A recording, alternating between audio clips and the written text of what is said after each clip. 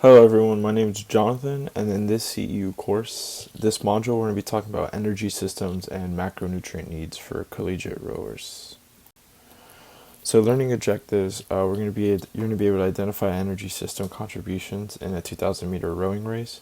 You're going to be able to describe the role of macronutrients in energy production, and then we're going to calculate daily intake needs for macronutrients, from like carbs, protein, and fats, and adjust nutrition for lightweight and then versus heavyweight rowers. So here shows an overview of the energy systems. Rowing requires sustained aerobic contributions from the oxidative system.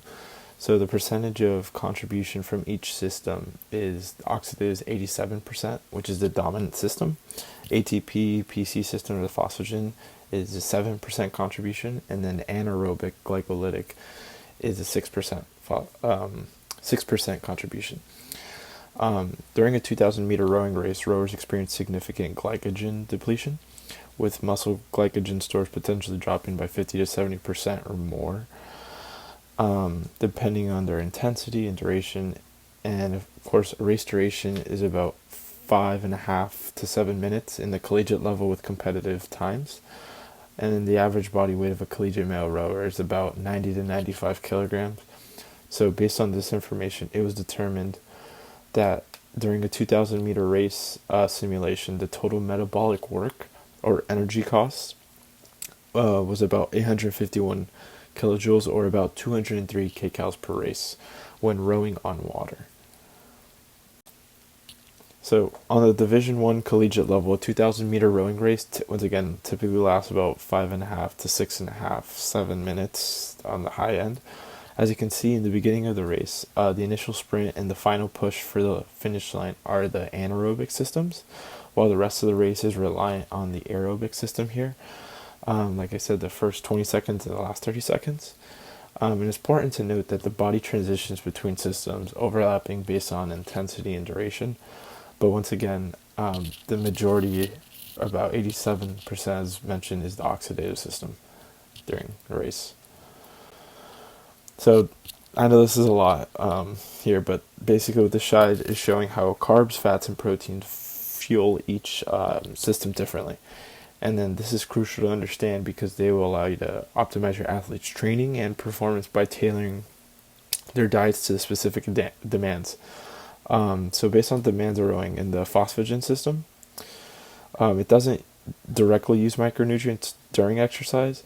And then while in the glycolytic system, carbohydrates are the key fuel here. So especially during efforts longer than 10 to 15 seconds and that end up to 2 minutes.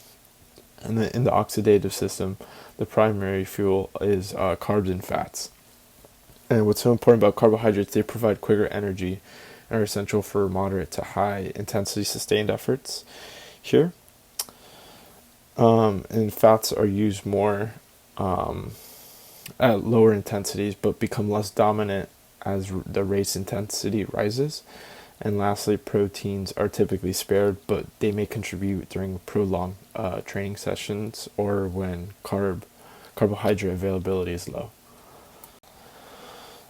So this slide shows the daily macronutrient guidelines. And what you're going to want to shoot for is 6 to 10 grams a kilogram a day, 1.6 to 2.2 grams a kilogram of protein, and 20 to 35% of your total calories of fats is going to want to come from fats, which equates to about a gram per kilogram. And it's important to understand that macronutrient needs change based on training phase and individual goals, and of course individual body weight. It's important to understand carbohydrates are very important in rowing. So the 6 grams per kilogram is at the minimum, bare minimum, that they should be consuming a day.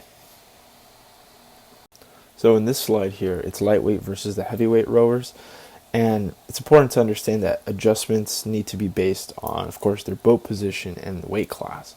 So for example, in the lightweight rowers, they typically have lower absolute needs. They focus on nutrient-dense and volume-controlled meals, and they're typically located in the front or stern of the boat, given their position.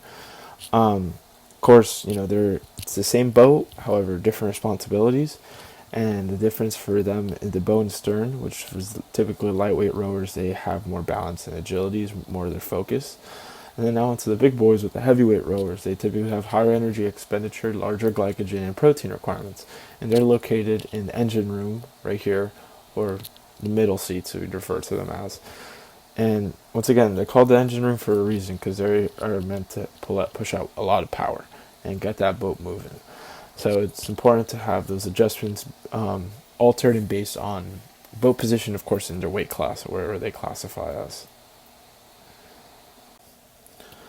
So here's an intake calculation example for athlete A. And if you look here, they weigh 75 kilograms. They are training 2 hours a day at high intensity. And based on this, assuming they do 7 grams a kilogram, 1.8 grams a kilogram for protein, and for fat, that gram per kilogram, you'd multiply their body weight by these numbers, which is within the range. And this is what they would have to shoot for out of their intake daily, at least. So 525 grams of carbs, 135 grams of protein, and 75 grams of fat. Basically, to summarize this module, rowing relies primarily on the oxidative system for energy, and macronutrients fuel different systems. And important to understand, carbohydrates are key for rowing, very key. And nutritional needs should be individualized. Not everyone's the same. And of course, proper intake ensures recovery, performance, and health. Here I have a knowledge check based on the information in this module. Pause it so you can read it and take it. And in the next slide, check if you got them right.